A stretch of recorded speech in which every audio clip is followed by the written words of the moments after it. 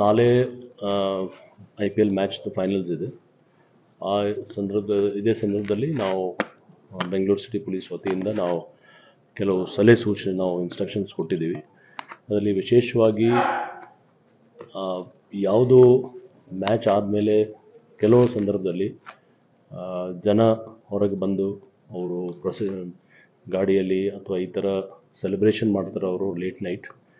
ಇದು ಏನಾಗುತ್ತೆ, ಬೇರೆಯವ್ರಿಗೆ ತೊಂದರೆ ಆಗ್ತದೆ.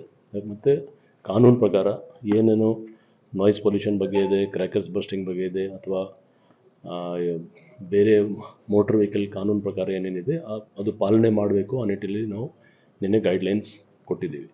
ಸೊ ನಮ್ಮದು ಒಂದು ಅಪೀಲ್ ಇದೆ, ತಮ್ಮ ಮನೆಯಲ್ಲಿ ಅಥವಾ ಕ್ಲಬ್ಬಲ್ಲಿ, ಗೆಸ್ಟ್ ಹೌಸಲ್ಲಿ ಎಲ್ಲೆಲ್ಲಿ ಅವ್ರದ್ದು ವ್ಯವಸ್ಥೆ ಇದೆ ಅವ್ರು ನೋಡಿಕೊಳ್ಳಿ. ರೋಡ್ ಮೇಲೆ ಬಂದು ಕಾನೂನು ಉಲ್ಲಂಘನೆ ಮಾಡಿದರೆ ಖಂಡಿತ ಅದರ ಮೇಲೆ ನಾವು ಕ್ರಮ ತಗೊಳ್ತೀವಿ. ಕಾನೂನು ಅಂದರೆ ವೆಹಿಕಲಲ್ಲಿ ಅನ್ನೆಸೆಸರಿ ಬೇರೆ ಎಕ್ಸ್ಟ್ರಾ ಜನ ಹೋಗೋದು, ಅಥವಾ ಡ್ರಂಕ್ ಆ್ಯಂಡ್ ಡ್ರೈವಿಂಗ್, ಅಥವಾ ಪ್ರೊಸೆಷನಲ್ಲಿ ಸೆಲೆಬ್ರೇಷನ್ ಮಾಡೋದು, ಅದು ಎಲ್ಲ ಅದಕ್ಕೆ ಅವಕಾಶ ಇಲ್ಲ.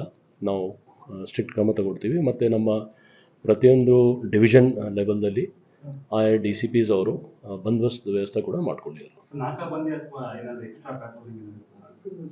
ಅಲ್ಲ, ಆಲ್ರೆಡಿ ನಮ್ಮದು ಏನೇನು SOP ಇದೆ ಕ್ರೌಡ್ ಕಂಟ್ರೋಲ್ ಮಾಡಿ, ಅದರ ಬಗ್ಗೆ ನಾವು ಆಲ್ರೆಡಿ ಮಾಡ್ತಾಯಿದ್ದೀವಿ.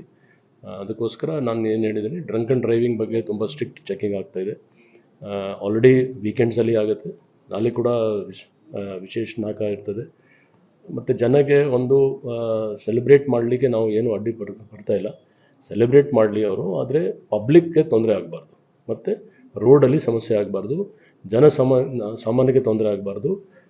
ಅದರ ಬಗ್ಗೆ ನಾವು ಸ್ಟ್ರಿಕ್ಟ್ ಕ್ರಮ ತಗೊಳ್ತೀವಿ. ಆ ನಿಟ್ಟಿನಲ್ಲಿ ನಾವು ಇದು ಡೈರೆಕ್ಷನ್ಸ್ ಕೊಟ್ಟಿದ್ದೀವಿ.